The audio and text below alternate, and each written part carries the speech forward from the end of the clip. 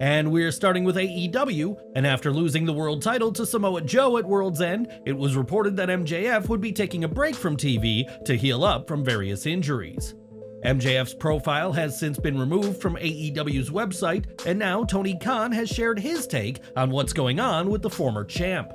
Speaking to the Going Ringside podcast, Khan was asked about MJF's disappearance from the AEW roster page and said, "I can say that MJF certainly has been a great part of AEW for the first 5 years, and through those 5 years, certainly he's been one of our great homegrown stars, and he's somebody we really value, and I would love to have MJF and AEW in the future should the contractual situation allow. Certainly MJF is somebody we would love to have in AEW going forward, and he's been a great wrestler and a great champion for us." While MJF has often teased that his AEW deal would expire on January 1st, it's believed that he's already signed a new deal with AEW that'll keep him around for years. We'll have to see what MJF decides to do next, as though he's still with AEW, it doesn't sound like we'll be seeing him anytime soon. During the World's End media scrum, Tony Khan confirmed that Andrade El Idolo would be leaving AEW on January 1st and praised Andrade for his work in the company. Andrade had made it clear in the days prior to the show that he was going to leave, and that's exactly what happened, as fans could soon be seeing him in WWE.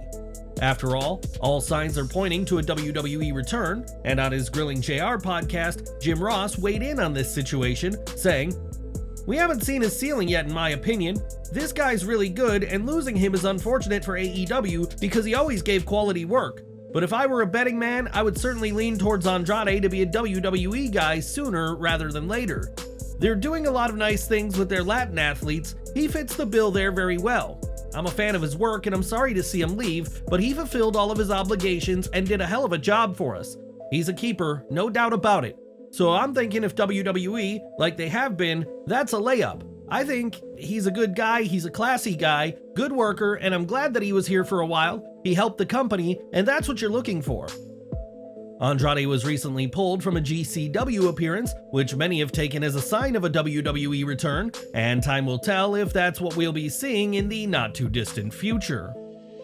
Smackdown news now, as this week's show saw a ton of big names appear, but one of WWE's most popular superstars was saved for after the broadcast. After Smackdown, Rhea Ripley was in action and defended the Women's World Championship against Ivy Nile, and once again, the champ picked up the win. Ripley got a loud response from the fans, as you'd expect, but like we saw on Raw, Nile was able to hang with the dominant champion, who has held gold since last April. It's believed that Ripley's next challenger will be Nia Jax, who beat Becky Lynch this week, and expect the Australian to show no signs of losing the gold anytime soon. Now, Roman Reigns is the unquestionable top star of WWE, but for as high up as he is, the Tribal Chief remains interested in what others are doing. After this week's SmackDown, Chelsea Green and Bianca Belair competed in a match that saw the EST get the win, and backstage, Reigns could be seen watching the match. It's commendable that WWE's top star remains interested in the work of others, and shows that for his elevated position, Reigns remains part of the WWE team.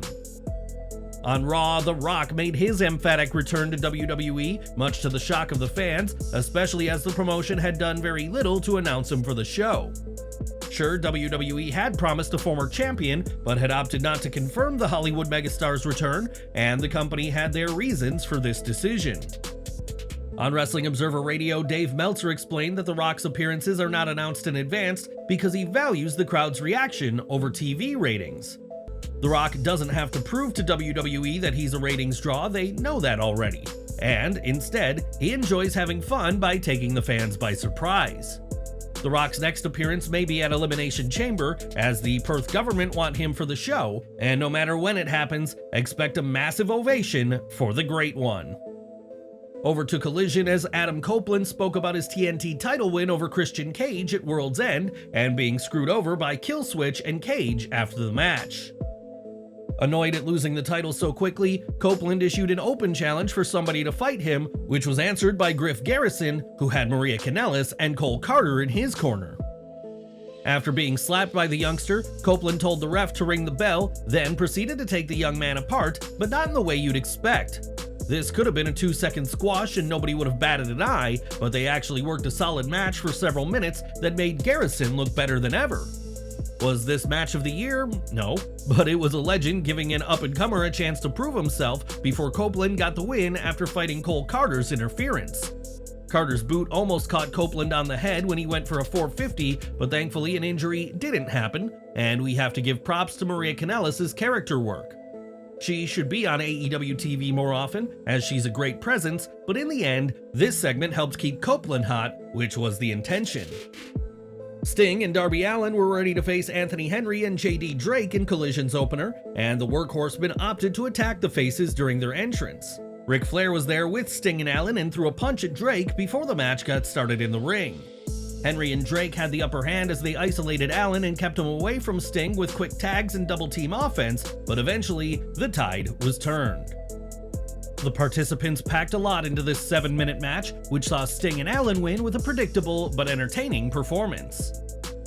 In 2023, there was a ton of talk about Drew McIntyre's future in WWE, and with his deal set to expire in 2024, time is running out for both sides. Mike Johnson of PW Insider reports that there has not been any update on whether McIntyre and WWE have come to a new deal, so for now, it doesn't look like it's happened. McIntyre's contract, originally set to expire in April 2024, was extended due to his absence, and after his loss to Seth Rollins this week, it remains to be seen what's next for him. During this week's Rampage, Hikaru Shida defeated Anna Jay, but an error in the match has left fans frustrated with how things transpired. At one point, Jay went to cover Shida, and while Shida would kick out, it clearly wouldn't be until after the 3 count.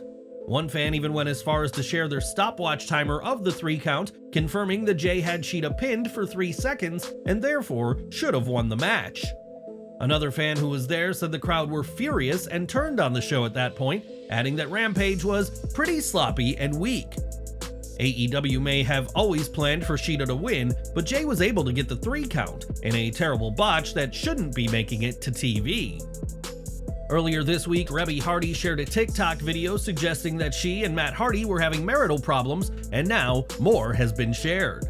In another TikTok, Reby alluded that Matt has been obsessing over another woman, but did not name the woman in question, and had another interesting video.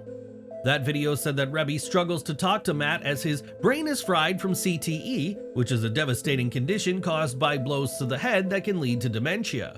Matt himself has not responded to his wife's comments, but we'll keep following this situation, and we hope for the best for all involved. Now both WWE and AEW are seeking new TV deals in 2024, with WWE looking for a new home for Raw, while AEW's various programming is up for renewal. During a recent interview with News 4AX's Going Ringside show, Tony Khan was asked about a number of topics, including the potential of WWE signing with WBD. He said, "I think by the end of 2024, we're going to know the long-term home for AEW going forward.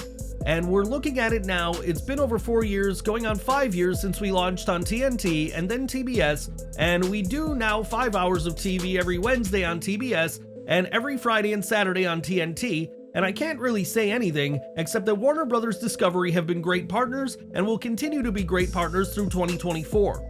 And very excited to have another great year there. And it's certainly going to be a very exciting contract year for AEW and all of the exciting possibilities. I think everybody discusses contracts and free agencies and things of that nature. You know, I think everybody's aware that everybody's going to be talking to everybody in media this coming year, so there will certainly be a lot of opportunities. And I think, you know, we've had a great history with Warner Bros. Discovery and continue to produce great ratings, so I think we'll be in a very good position next year. AEW has had a good relationship with WBD for years, so much so that when Tony Khan was seeking a TV deal for ROH, he only wanted the show to go to a WBD-affiliated broadcast. Ultimately, time will tell whether Raw goes to Warner Bros. Discovery and the effect on AEW if it does, but this year could be one of massive changes for both companies. This week, Smackdown came to Vancouver for their New Year's Revolution episode, and the first Smackdown of 2024 proved to be a historic night. Fightful Select reports that this week's Smackdown was the highest-grossing WWE event in the history of Vancouver per internal live event reports. WWE certainly put their best foot forward as the show saw the call-up of Tyler Bate as well as an explosive triple threat main event. Throw in Roman Reigns appearing, and it's not hard to see why this week's SmackDown was more popular than any other show in the history of Vancouver. More from Collision as the Kingdom defeated Bryan Keith and Komander, while Eddie Kingston retained the AEW Continental Crown title against Trent Beretta. Sky Blue bested Kiera Hogan, while Claudio Castagnoli defeated Andrew Everett in little more than a squash match. FTR defeated the House of Black before the heels laid them out post-match, and with a 10-bell salute from Julia Hart, AEW Collision ended on a somber note.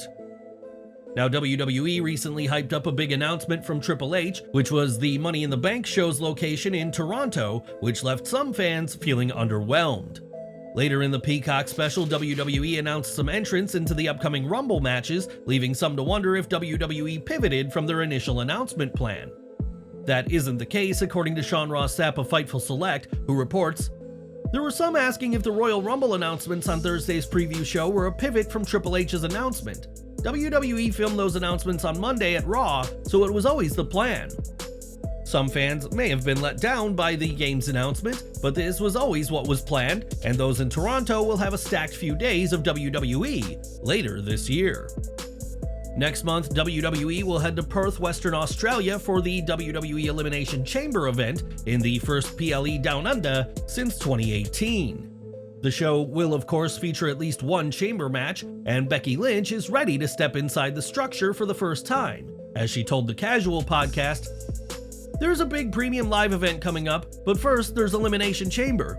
Did you know that I've never been in Elimination Chamber? I've been in many matches, nearly all the types of matches one could do in a wrestling ring, but I've not been in Elimination Chamber, so I'm looking at that and thinking maybe it's time Becky Lynch makes her debut in an Elimination Chamber match, maybe she wins, and maybe she goes on to main event WrestleMania once again." For all of Lynch's accolades, it's shocking that she's never competed in the Elimination Chamber, considering the many big matches she has been a part of. Lynch was unable to defeat Nia Jax on this week's Raw, and we'll have to see if she finally steps foot inside the Elimination Chamber in Australia on February 24th. And we're ending with Michin Mia Yim, who challenged Women's Champion Io Sky on SmackDown, but would come up short against the Damage Control member. That wasn't Yim's only setback, as in photos shared online, it's clear she suffered some sort of wardrobe malfunction after performing a dive to the outside. WWE referee Jessica Carr was on hand to help Yim out, but this certainly was an unfortunate botch for Yim during this week's show.